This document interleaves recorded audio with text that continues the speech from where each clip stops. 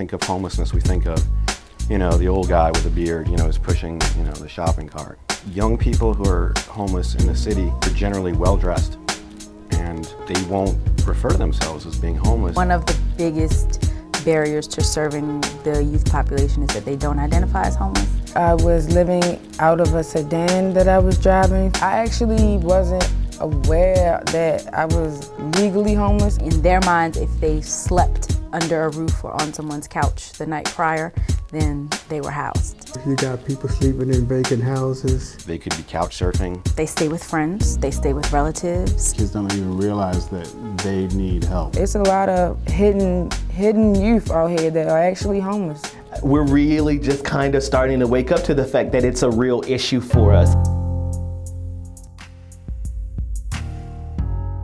I was constantly worried from day to day on where I was going, what I was doing. I showered and cleaned at friends' places or at bathrooms in public restaurants like McDonald's. I had to stay out in a park, but I was out there, I was walking the streets.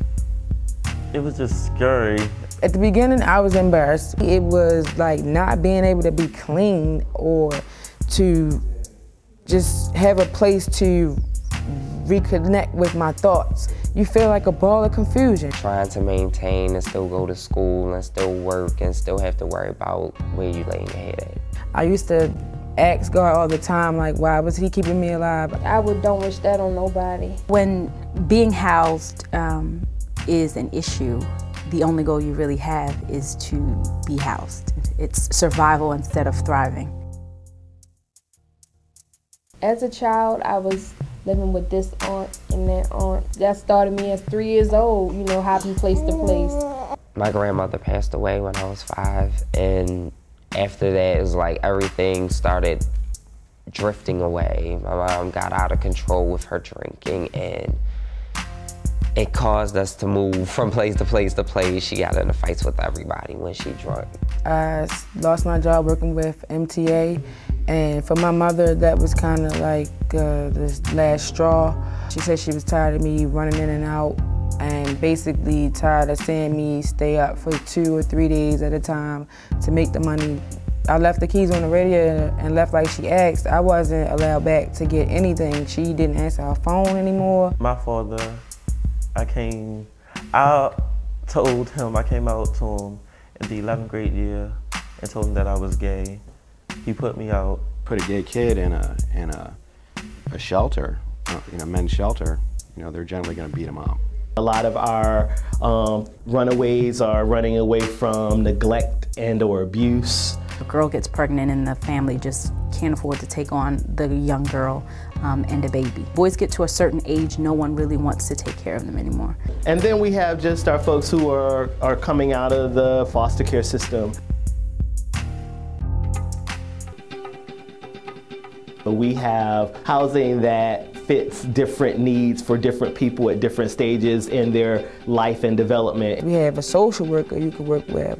We have residential assistants who work at the front desk here. It's not just a building to house us. We have residential and non-residential services.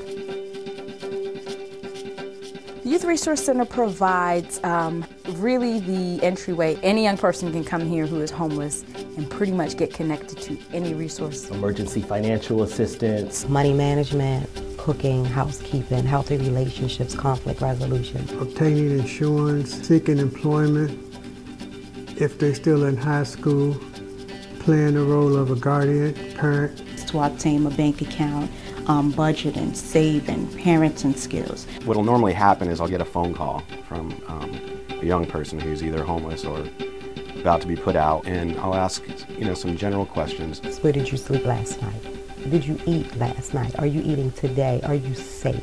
I'll usually invite the young person to meet me. We'll sit down, I'll get some more information, and help the young person to come up with a plan. And do whatever they tell you to do if you're really serious about getting off the streets.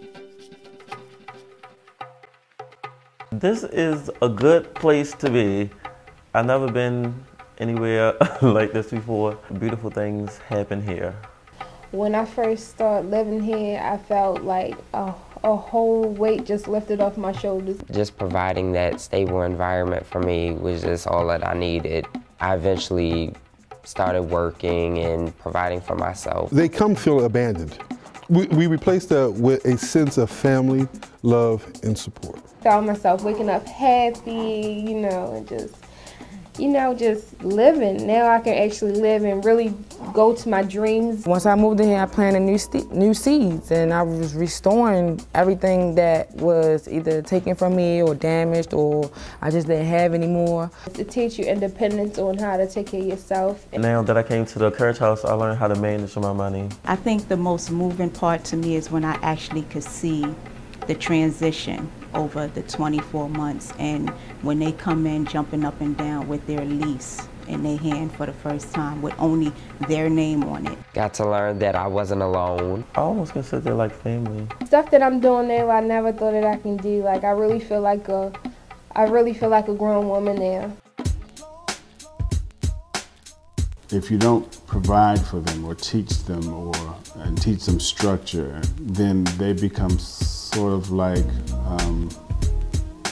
dispensable, and they are valuable. But if they don't have the correct education and structure and opportunity, then they go to the wayside, and we lose as a country.